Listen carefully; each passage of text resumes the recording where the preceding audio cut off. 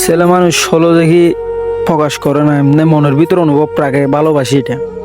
তো ভাইয়া আমাদের তো অনেক দিনের পরিচয়, তো আজকে একটা তোমাকে প্রশ্ন করি, তোমাদের বাড়িতে কে কে আছে? আমার বাড়িতে আমরা 4 ভাই 1 বোন, বাবা মা নানি।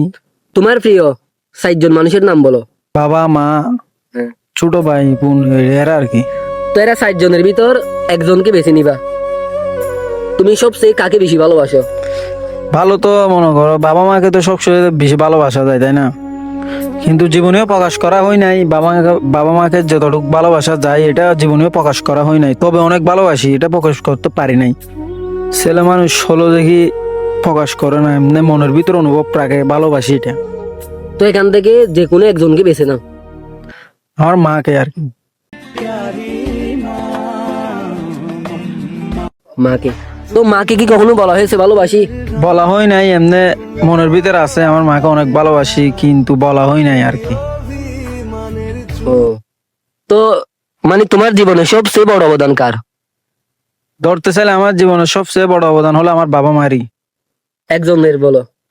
কারে হবে, এই আমি একজন কেমনে বলবো, এখন তো না না, দুইজনে একজনকে আমার বাবা বেছে মা, নাও, তাই না? একজনকে বেছে নাও। সবচেয়ে তুমি কাকে ভালোবাসো এখানে ফুল একটা বলবা। সবচেয়ে আমার মাকে আমি বেশি ভালোবাসি, তাহলে সবচেয়ে তো জীবনের অবদান হলো আমার মায়ের। একটা ছেলের কাছে সবচেয়ে প্রিয় মানুষ হলো নিজের মা, তাই না? আমরা এর মধ্যে মানে বুঝতে পারছি ছেলের আসলেই মানে সব সময় তার মাকে বেশি ভালোবাসে, আর মেয়েরা মনে হয় বাবাকে। ইয়েস। আমার জানা মতে আর কি। তো সবাই ভালো থাকবেন।